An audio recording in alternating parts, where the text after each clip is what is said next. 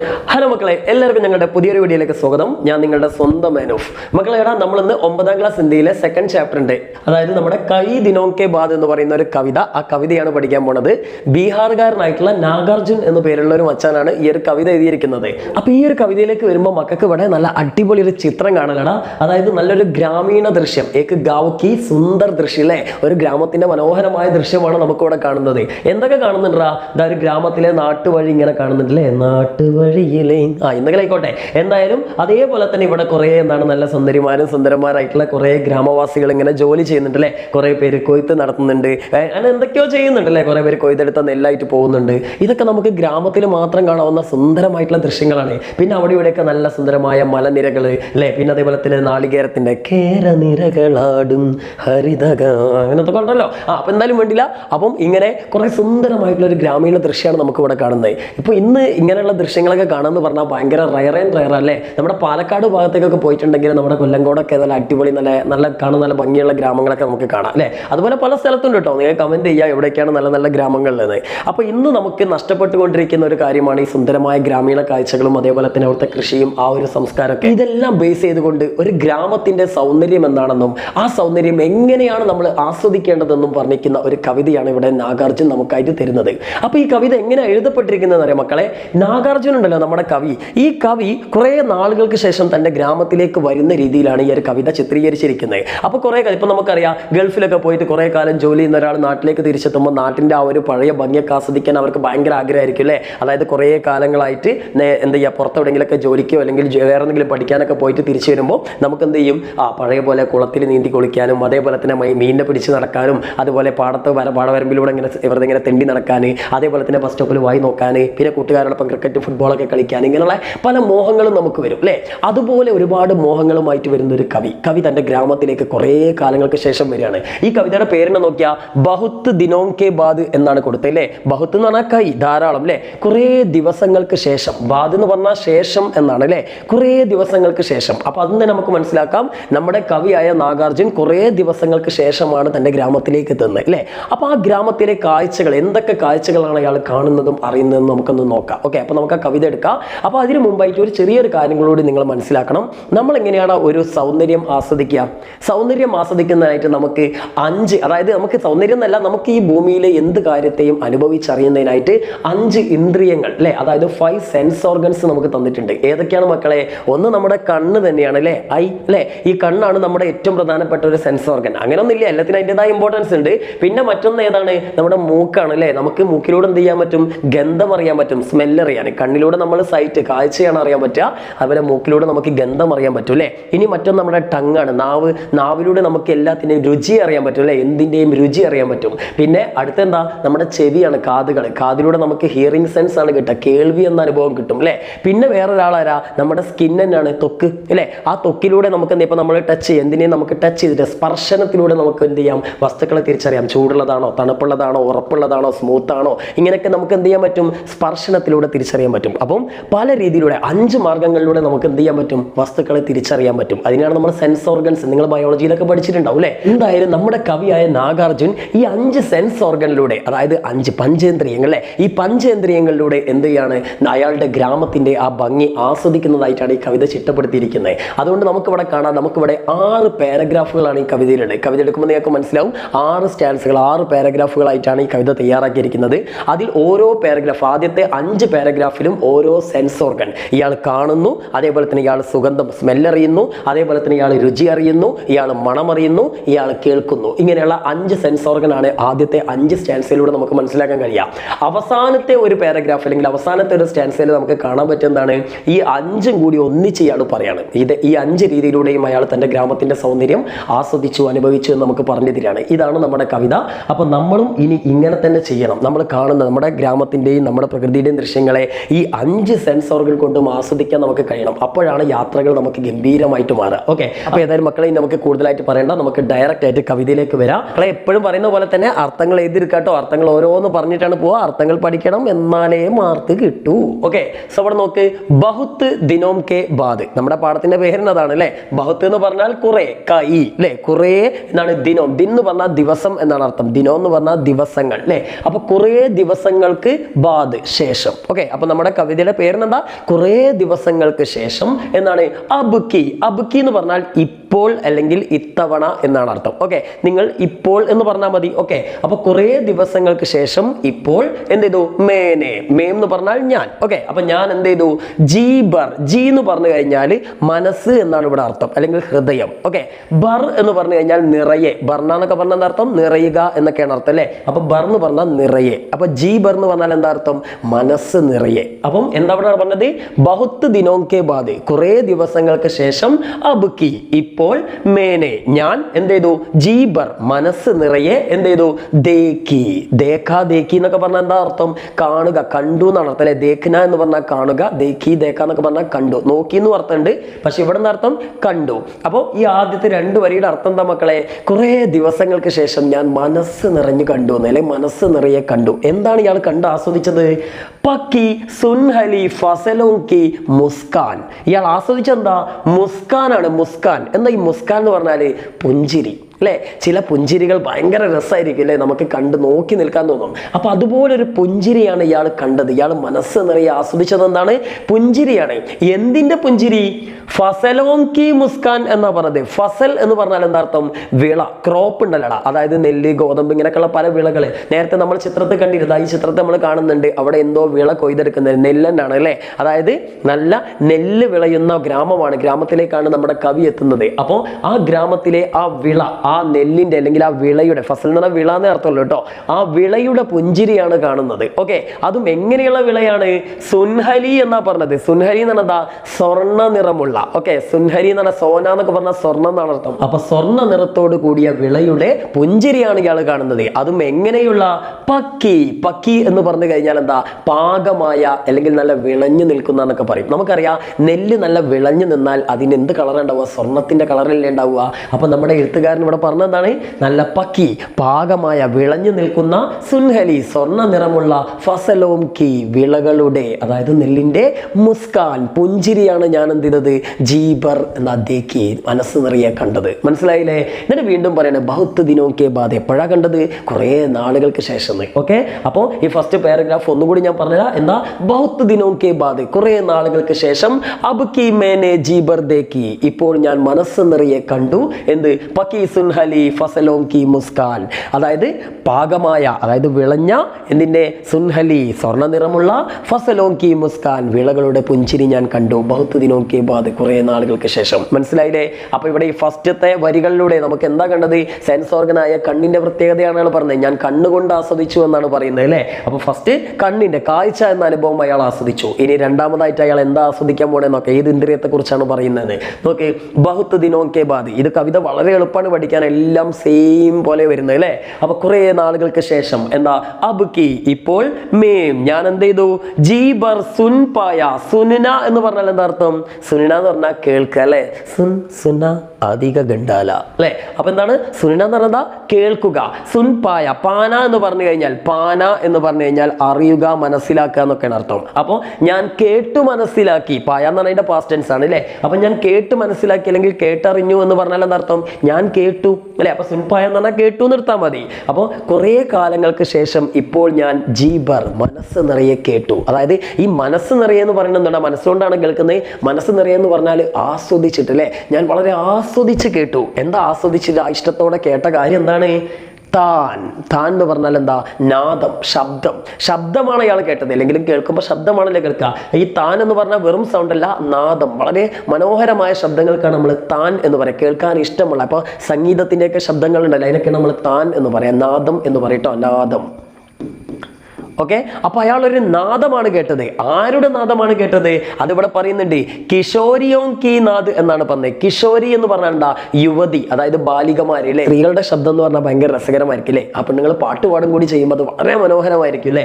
അപ്പൊ കുറെ യുവതികളുടെ നാദമാണ് ഇയാൾ കേൾക്കുന്നത്. യുവതികളുടെ എങ്ങനെയുള്ള ശബ്ദ, ചില പെണ്ണുങ്ങളുടെ ശബ്ദം നമുക്ക് ഇറിറ്റേഷൻ ആവും, എന്നറിയില്ലേ. പക്ഷെ അങ്ങനെയുള്ളതല്ല. എങ്ങനെയുള്ളതാ, കോകിൽ കണ്ടി താൻ എന്നാ പറഞ്ഞത്. കോകിൽ എന്നൊക്കെ പറഞ്ഞാൽ കുയില് എന്നാണ് അർത്ഥം അല്ലെ. കോകിൽ കണ്ടി എന്ന് പറഞ്ഞാൽ കുയിലിന്റെ സ്വരത്തോട് കൂടിയ നാദം. ഓക്കെ, കോകിൽ കണ്ടെന്ന കുയിലിന്റെ സ്വരം. അതിലെ മറ്റൊരർത്ഥത്തിൽ എടുക്കുകയാണെങ്കിൽ മധുര മനോഹരമായ, ശ്രുതി മധുരമായ എന്നൊക്കെ പറയും. കോകിൽ കണ്ടി എന്ന് പറഞ്ഞാൽ എന്താ? ശ്രുതി മധുരമായ, അതല്ലെങ്കിൽ കുയിലിന്റെ സ്വരത്തോട് കൂടിയിട്ടുള്ള നാദമാണ്. അപ്പം ചില പെണ്ണുങ്ങളുടെ ശബ്ദം അങ്ങനെയാണ്, വളരെ കുയിലിന്റെ സൗണ്ട് ഭയങ്കര രസകരമാണ്. നമ്മുടെ ഷാഫി കൊല്ലത്തിന്റെ ഒരു ആൽബം സോങ് ഉണ്ട്, എന്താ? കുയിലേ നിന്റെ പാട്ട് നീ ഒന്നുടെ പാടിടുമോ, മയിലേ അത് കേട്ട് നീ ഒന്നുടെ ആടിടുമോ. അപ്പൊ എന്തെങ്കിലും ആയിക്കോട്ടെ, ഇങ്ങനെ ഒരു കുയിലിന്റെ നാദം പോലുള്ള ശ്രുതി മധുരമായിട്ടുള്ള ഒരു നാദം, ആരുടെ? കിഷോരിയോംകിയിലെ, അതായത് യുവതികളുടെ ശ്രുതി മധുരമായിട്ടുള്ള ഈ നാദം അല്ലെങ്കിൽ ആ സംഗീതമാണ് ഇയാൾ എന്ത് ചെയ്യുന്നത്? ആ കൊതി നിറയെ അല്ലെങ്കിൽ അയാളുടെ മനസ്സ് നിറയെ കേട്ടത്. എപ്പോ? ദാൻ കൊടുത്തി എന്നാ പറഞ്ഞത്. ദാൻ എന്ന് പറഞ്ഞാൽ ധാന്യം എന്നാണ് അർത്ഥം. ഇവിടെ ധാന്യം ഏതാ? നെല്ലാണ് അല്ലേ? അപ്പം ദാൻ കുടുത്തി എന്ന് പറഞ്ഞു കഴിഞ്ഞാൽ കുത്തുക. നെല്ല് കുത്തുന്നുണ്ടല്ലോ, നമ്മുടെ നെല്ലിങ്ങനെ മെതിക്കുക എന്നൊക്കെ പറയില്ലേ, അതായത് നെല്ലിൽ നിന്ന് അതിന്റെ പതിരുകളൊക്കെ വേർപ്പെടുത്തൂലേ. അപ്പൊ ആ നെല്ല് കുത്തുന്ന സമയത്ത് പെണ്ണുങ്ങൾ ബോറടിക്കാതിരിക്കാൻ വേണ്ടി പല പാട്ടുകളും പാടും, കൊയ്ത്തുപാട്ട് എന്നൊക്കെ പറയും അല്ലേ. അപ്പൊ ആ കൊയ്യുന്ന സമയത്തും മെതിക്കുന്ന സമയത്തൊക്കെ സ്ത്രീകൾ ഒരുപാട് പാട്ടുകൾ പാടാറുണ്ട്. അങ്ങനെ നെല്ല് കുത്തുന്ന, ദാൻ കുടുത്തി എന്ന് പറഞ്ഞാൽ നെല്ല് കുത്തുക അല്ലെങ്കിൽ ധാന്യം മെതിക്കുക അല്ലെ. ആ നെല്ല് കുത്തുന്ന കിഷോരിയോങ്കി, സ്ത്രീകളുടെ കോകിൽ കണ്ടി, വളരെ ശ്രുതി മധുരമായിട്ടുള്ള ആ നാദമാണ് ഇയാൾ ചെയ്തത് കുറെ കാലങ്ങൾക്ക് ശേഷം ആസ്വദിച്ചത് അല്ലെങ്കിൽ കേട്ടത്. എപ്പോ? ബഹുത്ത് ദിനോം കെ ബാദ്, കുറെ നാളുകൾക്ക് ശേഷം. അപ്പൊ ഇതൊന്നുകൂടി പറഞ്ഞാ, ബഹുത്ത് ദിനോം കെ ബാദ്, കുറെ നാളുകൾക്ക് ശേഷം, അബ് കി, ഇപ്പോൾ എന്ത് ചെയ്തു അല്ലെങ്കിൽ ഇത്തവണ, മേം ജി ബർ സുൻ പായ, ഞാൻ മനസ്സ് നിറയെ കേട്ടു. എന്താ കേട്ടത്? ഡാൻ കൊടുത്തി, നെല്ല് കുത്തുന്ന കിഷോരിയോങ്കി, യുവതികളുടെ കോകിൽ കണ്ടി താൻ, കുയിൽനാദം പോലുള്ള അല്ലെങ്കിൽ വളരെ എന്താ ശ്രുതി മധുരമായിട്ടുള്ള മനോഹരമായിട്ടുള്ള നാദം ഞാൻ കേട്ടു. ബഹുത്ത് ദിനോം കെ ബാദ്, കുറെ നാളുകൾക്ക് ശേഷം. അപ്പൊ മക്കളെ, കണ്ണായി ചെവിയായി അല്ലെ. ഇനി നമ്മൾ അടുത്ത സെൻസ് ഓർഗൻ എന്താന്ന് പരിശോധിക്കാം. എന്താ? ബഹുത്ത് ദിനോം കെ ബാദ്, കുറെ നാളുകൾക്ക് ശേഷം. എല്ലാം അങ്ങനെ തന്നെ തുടങ്ങണേ അല്ലെ. അബ് കി, ഇപ്പോൾ, മേനെ, ഞാൻ എന്ത് ചെയ്തു? ജീബർ സൂഖേ, സൂഖിന എന്നൊക്കെ പറഞ്ഞു കഴിഞ്ഞാൽ എന്താണ്? സ്മെല്ല് ചെയ്യുക, മണത്തു എന്നാണ് അർത്ഥം അല്ലെ. അതായത് മണമറിഞ്ഞു. കുറെ കാലങ്ങൾക്ക് ശേഷം ഞാൻ മനസ്സ് നിറയെ മണത്തു എന്ന് പറഞ്ഞാൽ മനസ്സ് നിറയെ ഗന്ധം ആസ്വദിച്ചു അല്ലെ. എന്തിന്റെ ഗന്ധമാണ് ആസ്വദിച്ചത്?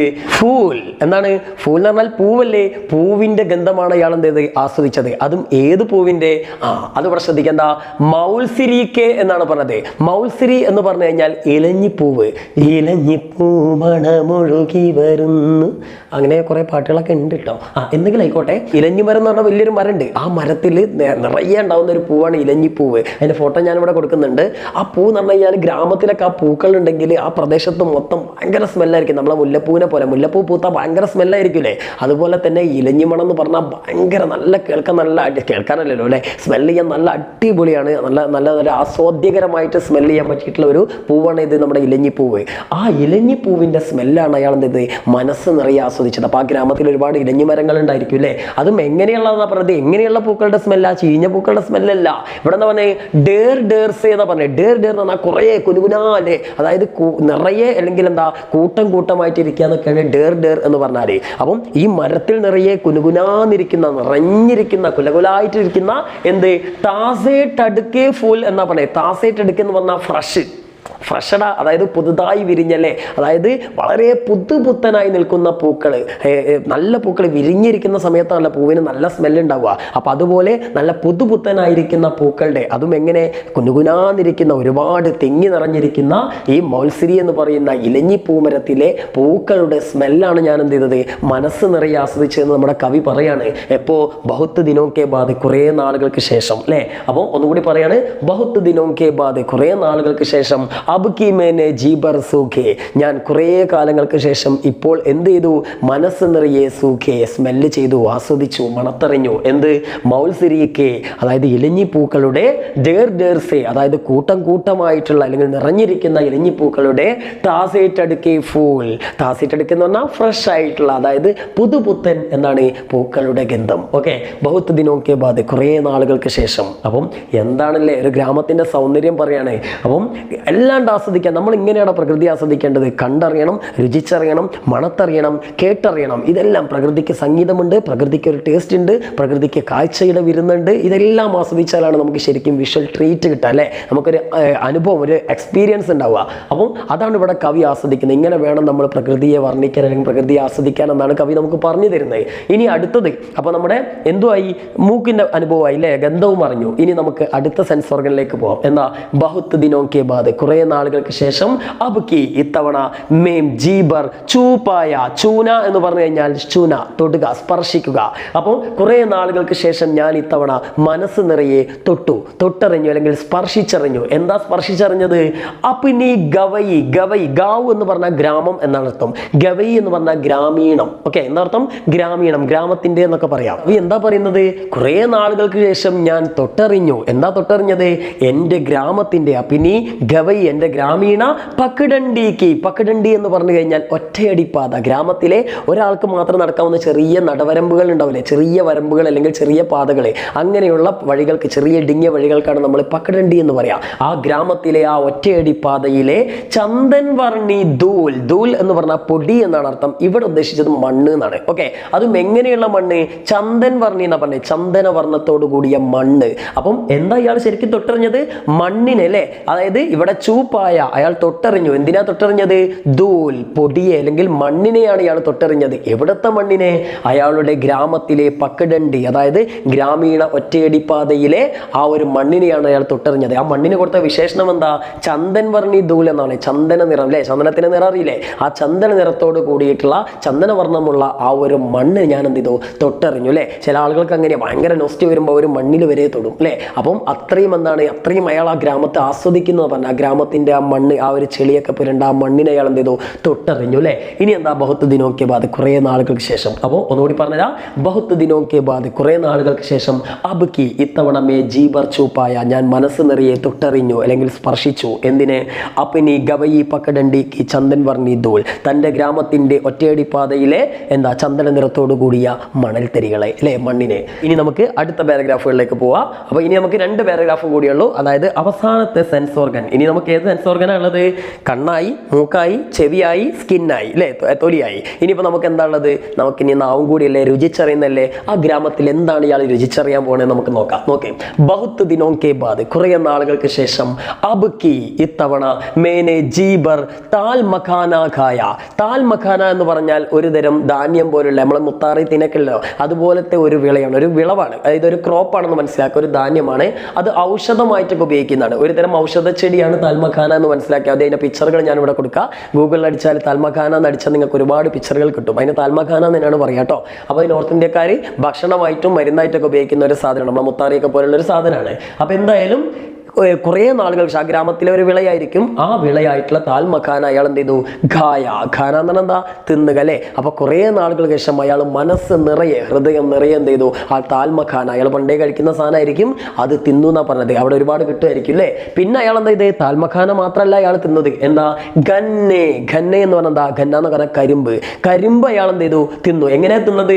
ചൂസേ എന്നാ പറഞ്ഞത്. ചൂസേ എന്ന് പറഞ്ഞു കഴിഞ്ഞാൽ ചുണ്ടുകൾ കൊണ്ട് വലിച്ചു കുടിക്കുക. കരിമ്പിന്റെ നീരുണ്ടല്ലോ, നല്ല രസം ആയിരിക്കും അല്ലേ. കരിമ്പിൻ നീര് അയാൾ എന്ത് ചെയ്തു? പൂമ്പാറ്റ പൂവിൽ നിന്ന് തേൻ കുടിക്കുന്നത് പോലെ തൻ്റെ ചുണ്ടുകൾ കൊണ്ട് ഇങ്ങനെ അല്ലേ വലിച്ചു കുടിച്ചു എന്നാ പറഞ്ഞത്. എങ്ങനെ? ജീബർ, മനസ്സ് നിറയെ കരിമ്പ് നീര് കുടിച്ചു അല്ലേ. അതും എങ്ങനെ? ചൂസ്ന. ചൂസ്ന പറഞ്ഞാൽ എന്താണ്? വലിച്ചു കുടിക്കുക, ചുണ്ടുകൾ കൊണ്ട് വലിച്ചു കുടിക്കുക അല്ലേ. 2 കാര്യങ്ങളാണ് നമ്മുടെ മച്ചാൻ ചെയ്തത്. ഒന്നാമത്തെ എന്താ? താൽമഖാന ഗായ അല്ലേ, താൽമഖാന കഴിച്ചു. രണ്ടാമത്തെ എന്താ? ഗന്നെ ചൂസയല്ലേ, അതായത് നമ്മുടെ കരിമ്പിൻ നീര് എന്ത് ചെയ്തു? വലിച്ചു കുടിച്ചു. ഈ 2 കാര്യം അയാൾ എങ്ങനെയാ ചെയ്തത്? ജീബർ അല്ലേ. ജീബർ എന്ന് പറഞ്ഞാൽ എന്താണ്? മനസ്സ് നിറയെ ചെയ്തു എന്നാണ്, ആസ്വദിച്ച് കണ്ട് അയാൾ കഴിച്ചു അല്ലേ ഈ സാധനങ്ങളൊക്കെ. അപ്പോൾ ഗ്രാമത്തിൽ അയാൾ എന്ത് ചെയ്തു? തൻ്റെ പഞ്ചേന്ദ്രിയങ്ങൾ ഉപയോഗിച്ച ആ ഗ്രാമത്തിന്റെ എല്ലാ സൗന്ദര്യവും ആസ്വദിച്ചു എന്നാണ് അയാൾ പറഞ്ഞു വരുന്നത് അല്ലേ. ഇനി അവസാനം ഇതെല്ലാം കൂടി അയാളൊന്ന് സംക്ഷിപ്തമാക്കാണ്, ഇതെല്ലാം കൂടി ഒരുമിച്ച് പറയാണ്. ബഹുത്ത് ദിനോക്കെ ബാദ്, കുറെ നാളുകൾക്ക് ശേഷം അബ്കി ഇത്തവണ അല്ലെങ്കിൽ ഇപ്പോൾ മേനെ ഞാൻ എന്ത് ചെയ്തു? ജീബർ, മനസ്സ് നിറയെ ഭോഗെ. ഭോഗിന എന്ന് പറഞ്ഞാൽ അനുഭവിക്കുക എന്നാണ് പറയും, എക്സ്പീരിയൻസ് ചെയ്യുക. അപ്പൊ ഞാൻ മനസ്സ് നിറഞ്ഞ് അനുഭവിച്ചു അല്ലെങ്കിൽ ആസ്വദിച്ചു അല്ലെ. മനസ്സ് നിറയെ ഞാൻ ആസ്വദിച്ചു. എന്തൊക്കെയാണ് ആസ്വദിച്ചത്? ഓരോ വരിയിലും പറഞ്ഞ കാര്യങ്ങൾ ചുരുക്കി പറയാണ്. ഗന്ധ്, എന്താ ആസ്വദിച്ചു? സ്മെല്ല്. ഗന്ധ് പറഞ്ഞാൽ എന്താ? ഗന്ധം, സ്മെല്ല് അല്ലേ. സ്മെല്ല് ആസ്വദിച്ചു, ഗ്രാമത്തിന്റെ സ്മെല്ല് ആസ്വദിച്ചു. പിന്നെന്താ? രൂപ്, ആകൃതി അല്ലെ, രൂപം ആസ്വദിച്ചു. പിന്നെന്താ? രസ്, ടേസ്റ്റ് അല്ലെ. രസ് എന്ന് പറഞ്ഞാൽ രസം, ടേസ്റ്റ്, ടേസ്റ്റ് ആസ്വദിച്ചു. പിന്നെന്താ? ശബ്ദ്, ശബ്ദം എന്ന് പറഞ്ഞാൽ എന്താ? ശബ്ദം തന്നെ അല്ലെ, സൗണ്ട്, സൗണ്ട് ആസ്വദിച്ചു. പിന്നെന്താ? സ്പർശ്, സ്പർശനം ചെയ്തു അല്ലെ, അതായത് എന്താ? തൊടല്ലേ, അതായത് സ്പർശനം ചെയ്തു. എങ്ങനെ? സബ്, ഇതൊക്കെ എങ്ങനെയാ ചെയ്തത്? സാത്ത് സാത്ത്, സബ് സാത്ത് സാത്താണ്, എല്ലാം എല്ലാം ഒരുമിച്ചാണ് ചെയ്തത് അല്ലേ. അതായത് ആ ഗ്രാമത്തിലെ ദൃശ്യങ്ങളെല്ലാം അയാൾ ഒരുമിച്ച് തൊട്ടും കണ്ടും കേട്ടും രുചിച്ചും ഒക്കെ അറിഞ്ഞു എന്നാ പറഞ്ഞത്. എവിടെ? ഈ ഭൂ എന്ന് പറഞ്ഞാൽ ഭൂമി, പൃഥ്വി അല്ലേ, ഈ ഭൂമിയിൽ. അപ്പം ഈ ഭൂമിയിൽ കുറേ അയാളുടെ ഗ്രാമത്തിനെ ചൂണ്ടിക്കൊണ്ട് അയാൾ പറയണത്, കുറേ നാളുകൾക്ക് ശേഷം ഞാൻ എന്ത് ചെയ്തു, എൻ്റെ മനസ്സ് നിറയെ ഈ ഗ്രാമത്തിൻ്റെ സ്പർശനവും ഗന്ധവും അതേപോലെ തന്നെ രുചിയും സ്മെല്ലും എല്ലാം ഞാൻ എന്ത് ചെയ്തു, എൻ്റെ മനസ്സ് നിറയെ ഞാൻ ആസ്വദിച്ചു എന്നാണ് പറയുന്നത്. എവിടുന്ന്? ഈ ഭൂമിയിൽ നിന്ന്. എപ്പോൾ? ബഹുത് ദിനോं के बाद, കുറേ നാളുകൾക്ക് ശേഷം. ഓക്കെ, അപ്പോൾ മക്കളെ ചാപ്റ്റർ കിട്ടിയില്ലേ? വളരെ സിമ്പിൾ അല്ലേ? അപ്പോൾ ഇനി ഈ ചാപ്റ്ററുമായി ബന്ധപ്പെട്ട കുറച്ച് ചോദ്യങ്ങൾ കൂടി ഞാനിതിൽ തരാം. ഈ ഒരു ടെക്സ്റ്റിൽ കൊടുത്തുള്ള കുറച്ച് കാര്യങ്ങൾ കൂടി അതുകൂടി പറഞ്ഞിട്ട് നമുക്ക് ഈ പരിപാടി ഒന്ന് നിർത്താം. ഓക്കെ, ഇവിടെ നോക്കും മക്കളെ, നിങ്ങൾക്ക് ഇപ്രാവശ്യം പരീക്ഷയ്ക്ക് ചോദിക്കാൻ സാധ്യതയുള്ള ഒരു ചോദ്യമാണ് ഇവിടെ ഉള്ളത്. സമാൻ ആശയവാലി പങ്ക്തിയാം. പങ്ക്തി എന്ന് പറഞ്ഞാൽ വരി എന്നർത്ഥം, പങ്ക്തിയാം എന്ന് പറഞ്ഞാൽ വരികൾ. സമാൻ ആശയവാലി പങ്ക്തിയാം എന്ന് പറഞ്ഞാൽ സമാന ആശയമുള്ള, അതായത് സമാന അർത്ഥത്തോട് കൂടിയിട്ടുള്ള വരികൾ. കവിതാസെ ചുൻകർ ലിഖ എന്ന് പറഞ്ഞത്, കവിതയിൽ നിന്ന് ചുനാറിനെ തിരഞ്ഞെടുക്കുക, കവിതയിൽ നിന്ന് തിരഞ്ഞെടുത്ത് എഴുതാനാണ് നിങ്ങളോട് ആവശ്യപ്പെട്ടിരിക്കുന്നത്. അപ്പം നിങ്ങൾക്ക് ഇവിടെ 5 സെന്റൻസുകൾ തന്നിട്ടുണ്ട്. ഈ സെന്റൻസുകളുടെ അതേ അർത്ഥം വരുന്ന വരികൾ നമ്മുടെ കവിതയിൽ നിന്ന് തിരഞ്ഞെടുക്കാനാണ് മക്കളോട് പറഞ്ഞിരിക്കുന്നത്. അപ്പം നമുക്ക് ഓരോ സെന്റൻസുകൾ നോക്കാം. ഒന്നാമത്തെ എന്താ? ഗേത്ത് സ്വർണ്ണവർണ്ണി ഫസലോം സെ സമൃദ്ധ ഹേ. ഓക്കെ, അപ്പം ഞാൻ ആദ്യം നിങ്ങളോട് പറയേണ്ടത് അർത്ഥം മനസ്സിലാക്കിയാൽ ഇന്ത്യയിൽ ഏത് ക്വസ്റ്റിനും നമുക്ക് ആൻസർ ചെയ്താൻ പറ്റും. ഓക്കെ, അർത്ഥം അറിയണം. അപ്പോൾ ഇതിന്റെ അർത്ഥം, ഗേത്ത് എന്ന് പറഞ്ഞാൽ വയൽ, നമ്മളൊക്കെ ഒരുപാട് കേട്ടിട്ടുള്ളതാണ് അല്ലേ. സ്വർണ്ണവർണ്ണി എന്ന് പറഞ്ഞാൽ എന്താ? സ്വർണ്ണത്തിന്റെ വർണ്ണമുള്ള, സിമ്പിൾ വാക്കാണല്ലേ, മലയാള വാക്കാനാണ്. അപ്പൊ ഗേത്ത് സ്വർണ്ണവർണ്ണി ഫസലോം സെ, ഫസൽ നമ്മൾ ഈ കവിതയിൽ പഠിച്ചു, എന്താ? വിള. സേ എന്ന് പറഞ്ഞാൽ കൊണ്ട് എന്നല്ല അർത്ഥം. അപ്പൊ വയൽ സ്വർണ്ണവർണ്ണമുള്ള എന്താണ്? വിളകൾ കൊണ്ട് സമൃദ്ധ ഹേ, നിറഞ്ഞിട്ടുണ്ട്. സമൃദ്ധം എന്ന് പറഞ്ഞാൽ അതും മലയാള വാക്കാ, സമൃദ്ധമായ എന്ന് കേട്ടില്ല, എന്താ? നിറഞ്ഞിരിക്കുക അല്ലേ. അപ്പം വയല് സ്വർണ്ണവർണ്ണമുള്ള വിളകൾ കൊണ്ട് നിറഞ്ഞിട്ടുണ്ട് എന്ന് തെളിയിക്കുന്ന ഒരു വരി ഇവിടെ ഉണ്ട് എന്ന് സൂചിപ്പിക്കുന്നത്. ആ വരി ഏതാണെന്ന് മക്കളോട് തിരഞ്ഞെടുക്കാനാണ് പറഞ്ഞിരിക്കുന്നത്. അപ്പൊ നമുക്ക് ഇവിടെ ഫസ്റ്റ് തന്നെ കാണാം. എന്താണ്? പക്കി സുൻഹലി ഫസലോം കി മുസ്കാൻ. ഇതാണ് നമ്മുടെ ആൻസർ. എന്താ? വിളഞ്ഞ് പാകമായ എന്താണ്? സ്വർണ്ണ നിറമുള്ള വിളകളുടെ പുഞ്ചിരി. അപ്പം ഇതല്ലേ ആ ഒരു വരിയുടെ ആശയം വരുന്ന അർത്ഥം. അപ്പോൾ ഇതേപോലെ നിങ്ങൾ ബാക്കിയുള്ളത് കണ്ടെത്താനാണ് നിങ്ങളോട് പറഞ്ഞിരിക്കുന്നത്. ഇനി നമുക്ക് രണ്ടാമത്തെ നോക്കാം. ഓക്കെ, രണ്ടാമത്തെ ഇവിടെ പറഞ്ഞിരിക്കുന്നത് നോക്ക്. എന്താണ്? ഗ്രാമീൺ ബാലായം എന്ന് പറഞ്ഞാൽ എന്താ അർത്ഥം? ഗ്രാമീണ ബാലികമാരുടെ അല്ലെങ്കിൽ ഗ്രാമത്തിലെ കുട്ടികളുടെ മെഹനത്ത് കർത്തേ ഹുയെ. മെഹനത്ത് കർണ അധ്വാനിക്കുക. ഓക്കെ, ഗ്രാമീണ ബാലികമാർ അല്ലെങ്കിൽ ഗ്രാമത്തിലെ കുട്ടികൾ അധ്വാനിച്ചുകൊണ്ട് എന്ത് ചെയ്യുന്നു? മധുര ഗീത് ഗാത്തി ഹേ, മധുരമായ പാട്ട് ഗാത്തി ഹേ, പാടുന്നു. അപ്പൊ അധ്വാനിക്കുന്ന സമയത്ത് ഗ്രാമത്തിലെ കുട്ടികൾ എന്ത് ചെയ്യുന്നു? മധുരമായ പാട്ട് പാടുന്നു. അപ്പൊ ആ പാട്ട് പാടുന്നു എന്ന് കേട്ടാൽ തന്നെ നിങ്ങൾക്ക് മനസ്സിലാവും എത്രാമത്തെ ആണെന്ന് അല്ലേ. നമ്മുടെ രണ്ടാമത്തെ സെന്റൻസ് തന്നെ പാരഗ്രാഫ് തന്നെ പറയുന്നുണ്ട്. എന്താ? അവിടെ കൊടുത്തിട്ടുണ്ട്. എന്താണ്? ഡാൻ കുട്ടുത്തി കിഷോരിയോങ്കി കോകിൽ കണ്ടി താൻ. ഇതാണ് നമ്മുടെ ആൻസർ. എന്താ? നെല്ല് കുത്തുന്ന കിഷോരിയോങ്കി, ബാലികമാരുടെ അല്ലെങ്കിൽ യുവതികളുടെ മധുരമായിട്ടുള്ള നാദം അല്ലേ. അപ്പം ഇതാണ് നമ്മുടെ അടുത്ത ഉത്തരം അല്ലേ. തൻ മൻകോ ഊർജ ദേനെ വാലി ഖുഷ്ബു ഫൈൽ ജാതി ഹേ. തൻ മൻകോ ഊർജ ദേനെ വാലി എന്നാൽ ഊർജം നൽകുന്ന അല്ലേ. എങ്ങനെയുള്ള തൻ മൻകോ, അതായത് മനസ്സിനും ശരീരത്തിനും എല്ലാത്തിനും എന്താണ്? ഊർജം നൽകുന്ന അല്ലെങ്കിൽ എനർജി നൽകുന്ന ഖുഷ്ബു. ഖുഷ്ബു എന്ന് പറഞ്ഞാൽ എന്താ? സുഗന്ധം. അപ്പൊ തന്നെ നിങ്ങൾക്ക് ഉത്തരം കിട്ടിയിട്ടുണ്ടാവും. സുഗന്ധം എന്ത് ചെയ്യുന്നു? ഫൈൽ ജാതി ഹേ, ഫൈലാണ് വ്യാപിക്കുക. അപ്പോൾ മനസ്സിനും ശരീരത്തിനും സുഖം നൽകുന്ന എന്ത് ചെയ്യുന്നു? സുഗന്ധം അല്ലെങ്കിൽ നമ്മളെ എനർജി നൽകുന്ന സുഗന്ധം വ്യാപിക്കുന്നു എന്ന്. അപ്പം തന്നെ നമുക്ക് മനസ്സിലാവും. മൂന്നാമത്തെ പാരഗ്രാഫിലല്ലേ അത് പറയുന്നത്. ഏതാണ്? ഇത് അവിടെ കൊടുത്തിട്ടുണ്ട്. എന്താ? മൗൽസരി കെ ഡേർ ഡേർ സെ താസെ ടടുക്കെ ഫൂൽ അല്ലേ. അതായത് മൗൽസരി ഇലഞ്ഞി മരത്തിന്റെ അല്ലെങ്കിൽ ഇലഞ്ഞി പൂക്കളുടെ എന്താ? നിറയെയുള്ള ഇലഞ്ഞി പൂക്കളുടെ എങ്ങനെ? താസെ ഫടുക്കെ, അതായത് പുതുപുത്തൻ പൂക്കളുടെ എന്താണ്? സുഗന്ധം എന്ന് പറയുന്നുണ്ട് അല്ലേ. അപ്പം അവിടെ ആ വരികളാണ് നമുക്ക് എന്തെന്നെ ഇവിടെ അതിൻ്റെ ഉത്തരം അല്ലേ. അപ്പം നിങ്ങൾ ഈ അർത്ഥം ഏകദേശം മനസ്സിലായാൽ തന്നെ നിങ്ങൾക്ക് എന്ത് ചെയ്യും? പരിപാടി ഈസിയാണ്. ഇനി ലാസ്റ്റ് നാലാമത്തത് ഏതാ? ലാസ്റ്റത്തല്ല, നാലാമത്തത്. ഗാവ് കി ഗലിയോം കി സുൻഹലി ദൂലി എഹസാസ് ഹുവ എന്ന് പറഞ്ഞത് ദുലിക എഹസാസ് ഹുവ അല്ലേ. ഗാവ് കി ഗലിയോം, ഗ്രാമത്തിന്റെ ഗലി, ഗലി എന്ന് പറഞ്ഞാൽ ചെറിയ വഴി. ഓക്കെ, അപ്പൊ ഗ്രാമത്തിലെ വഴികളുടെ സുൻഹലി, സുൻഹലി എന്ന് പറഞ്ഞാൽ എന്താ? സ്വർണ്ണ നിറമുള്ള എന്നൊക്കെ പറയാം. ഓക്കെ, സുൻഹലി എന്താ? ദൂലി. നേരത്തെ അവിടെ സുൻഹലി നമ്മൾ പഠിച്ചതാണ് അല്ലേ. അപ്പൊ സ്വർണ്ണ നിറമുള്ള ദൂലി എന്ന് പറഞ്ഞതാ മണ്ണ് അല്ലെങ്കിൽ പൊടിയിലെ മണ്ണിന്റെ എഹസാസ് അനുഭവം ഉണ്ടാകുന്നു എന്ന്. അപ്പം ഗ്രാമത്തിലെ ആ മണ്ണിന്റെ എന്ന് പറഞ്ഞാൽ മണ്ണ് എന്ന് പറയുമ്പോൾ തന്നെ നിങ്ങൾക്ക് ഉത്തരം കിട്ടിയില്ലേ. മണ്ണിന്റെ ഗ്രാമത്തിലെ വഴികളിലെ മണ്ണിന്റെ എന്താ അനുഭവം എന്നൊക്കെ പറഞ്ഞു കഴിഞ്ഞാൽ ഏതാണ്? ഇവിടെ തൊട്ടറിയുന്ന ഒരു കാര്യമില്ലേ. ഏതാണ് മക്കളെ? ഇവിടെ കൊടുത്തിട്ടുണ്ട്. എന്താ? അപ്പിനി ഗവയി പക്കഡണ്ടി കാ ചന്ദൻ വർണ്ണി ദൂൽ അല്ലേ. തൻ്റെ ഗ്രാമത്തിന്റെ എന്താണ്? പക്കഡണ്ടി, ആ ഒറ്റയടി പാതയിലെ ചന്ദനവർണ്ണമുള്ള മണ്ണ് അല്ലേ. അപ്പം അതാണ് നമ്മുടെ ഉത്തരം. ഇനി ലാസ്റ്റ് മൻപസന്ത് ദേഹാത്തി ഖാന ജഖ്നേക്ക് മോക്കാമില. അതായത് മൻപസന്ത്, മനസ്സിന് ഇഷ്ടപ്പെട്ട എന്ത് ചെയ്യുന്നു? ഖാന, ഭക്ഷണം എന്ത് ചെയ്യുന്നു? കഴിക്കാനുള്ള മോക്കാമില, അവസരം ലഭിക്കുന്നു. മോക്കാമില എന്നാണ് അവസരം ലഭിക്കുക അല്ലേ. മനസ്സിന് ഇഷ്ടപ്പെട്ട ഭക്ഷണം കഴിക്കാനുള്ള അവസരം. അപ്പൊ കഴിക്കലല്ലേ. ചെറിയൊരു ക്ലൂ കിട്ടിയാൽ മതി, അപ്പം തന്നെ ഉത്തരം കിട്ടി. ഏതാണ്? എന്താ ഇവിടെ കൊടുത്തിട്ടുണ്ട്. എന്താ? മേനെ ജി ജീബർ താൽമഖാന ഖായ, പിന്നെ ഗന്നെ ചൂസെ ജീബർ. ഈ വരികളാണ് ഇതിന്റെ ഉത്തരം. കരിമ്പ് തിന്നു, താൽമഖാന തിന്നു. ഓക്കെ അല്ലേ? അപ്പം ഇങ്ങനെ വളരെ സിമ്പിൾ ആണ്. നമുക്ക് അർത്ഥം അറിഞ്ഞു കഴിഞ്ഞാൽ ഹിന്ദിയിലെ ഉത്തരങ്ങൾ പഠിക്കുക കേട്ടോ. ഇനി നമുക്ക് വേറൊരു ചോദ്യം കൂടി ഇവിടെ തന്നിട്ടുണ്ട്. ഇവിടെ ദാ ഫസൽ, ഫസൽ എന്ന് പറഞ്ഞാൽ വിള അല്ലേ. പിന്നെ താൻ, താൻ എന്ന് പറഞ്ഞാൽ സൗണ്ട്, നാദം. പിന്നെ ഫൂൽ, ഫൂൽ എന്ന് പറഞ്ഞാൽ പൂവ്. പിന്നെ ദൂൽ, ദൂൽ എന്ന് പറഞ്ഞാൽ പൊടി അല്ലെങ്കിൽ മണ്ണ് അല്ലേ. ഇതൊക്കെ ഓരോ നൗണുകളല്ലേ അല്ലേ. സംഖ്യ എന്ന് പറയും അല്ലേ, നൗണുകളാണ്. ഈ നൗണുകളുടെ കറക്റ്റ് ഇവിടെ കൊടുത്തിട്ട് എന്താ, കവിതാസെ ഇൻ പദോം കി വിശേഷത സൂചിത് കർണേ വാലെ ശബ്ദ പഹചാൻ കർ ലിഖേ. ഇതിൽ ഓരോ വാക്കുകളെയും വിശേഷിപ്പിച്ചിരിക്കുന്ന പദങ്ങൾ നമ്മുടെ കവിതയിലുണ്ട്. അത് തെരഞ്ഞെടുത്ത് എഴുതാനാണ് നിങ്ങളോട് പറഞ്ഞിരിക്കുന്നത്. ഓക്കെ, അപ്പൊ നമുക്ക് ഇവിടെ നോക്കാം. ഫസൽ, ഫസൽ എന്നുള്ളതിന് നമ്മുടെ കവിതയിൽ കൊടുത്ത വിശേഷണം എന്താ, സുൻഹലി ഫസൽ എന്നല്ലേ, സ്വർണ്ണ നിറമുള്ള വിളകൾ അങ്ങനെയല്ലേ കൊടുത്തിരുന്നത്. അപ്പൊ അതാണ് അതിന്റെ ആൻസർ. ഓക്കെ, ഞാൻ കവിതയിലേക്ക് പോടില്ല. ഇനി താൻ എന്നുള്ളതിന് എന്താ കൊടുത്തത്, വെറും നാദമല്ല, എങ്ങനെ കോകിൽ കണ്ടി, കുയിലിനെ പോലുള്ള അല്ലെങ്കിൽ എന്താണ് വളരെ ശ്രുതിമധുരമായ എന്നുള്ളല്ലേ. അപ്പൊ കോകിൽ കണ്ടിയാണ് താനിന് കൊടുത്ത വിശേഷണം. ഇതൊക്കെ പഠിക്കണേ, പരീക്ഷയ്ക്ക് വരാൻ സാധ്യതയുണ്ട്. ഇനി അടുത്ത് ഫുൽ, ഏതാ താസേറ്റ് അടുക്കി എന്നല്ലേ പറഞ്ഞത്, എങ്ങനെയുള്ള ഫ്രഷ് ആയിട്ടുള്ള അതായത് പുതുപുത്തനായിട്ടുള്ള എന്നാണ് ഫുൽ അല്ലെ, പൂവ് എന്നാണ് പറഞ്ഞിരുന്നത്. അപ്പൊ അതാണ് അതിന്റെ വിശേഷണം. ഇനി ദൂൽ എന്ന് പറഞ്ഞതാ ചന്ദൻ വർണ്ണി ദുൽ അല്ലെ, ചന്ദനത്തിന്റെ നിറമുള്ള മണ്ണ് എന്നല്ലേ പറഞ്ഞത്. അപ്പം ഇങ്ങനെയുള്ള ചോദ്യവും നിങ്ങൾക്ക് വിശേഷണം ചിലപ്പോൾ കണ്ടെത്താനോ അല്ലെങ്കിൽ ഇങ്ങനെ ചന്ദൻ വർണ്ണി ദൂൽ എന്ന് പറഞ്ഞിട്ട് ഇസ്മയും വിശേഷൺ ശബ്ദ കോൺസാഹ എന്നൊക്കെയുള്ള രീതിയിൽ ചോദ്യം വരും. അപ്പം വിശേഷണം കണ്ടെത്താൻ പഠിച്ചില്ല മക്കളെ. ഓക്കെ, അപ്പൊ ഇത്രയും കാര്യങ്ങളൊക്കെയാണ് ഈ കവിതയിൽ നിങ്ങൾ മെയിനായിട്ട് പഠിക്കേണ്ടത്. ഇനി ഈ കവിതയുടെ ഒരു ആസ്വാദന കുറിപ്പ്, ഒരു ആസ്വാദന ടിപ്പണി നിങ്ങൾക്ക് എന്തായാലും വരും. അത് നമ്മൾ ഉടൻ തന്നെ ചെയ്യുന്നതായിരിക്കും. വളരെ ഷോർട്ടായിട്ട് സിമ്പിളായിട്ട് നിങ്ങൾക്ക് പഠിക്കാൻ പറ്റുള്ള ആസ്വാദന ടിപ്പണി നമ്മൾ ചെയ്യുന്നതായിരിക്കും. ഉടനെ തന്നെ പരീക്ഷണം മുന്നായിട്ട് ചെയ്യും. അപ്പം നമ്മുടെ ചാനൽ നിങ്ങളുടെ ഫ്രണ്ട്സിനൊക്കെ ഷെയർ ചെയ്ത് കൊടുക്കുക. ഹിന്ദി മാത്രമല്ല മക്കളെ, നിങ്ങൾക്ക് പഠിക്കാനുള്ള എല്ലാ സബ്ജക്റ്റുകളും നമ്മുടെ ഈ ചാനലിലൂടെ തന്നിരിക്കും. അപ്പോൾ എല്ലാവരും ഓർക്കുക, സപ്പോർട്ട് ചെയ്യുക. ഓക്കെ, അപ്പോൾ എല്ലാവർക്കും ഓൾ ദ ബെസ്റ്റ്.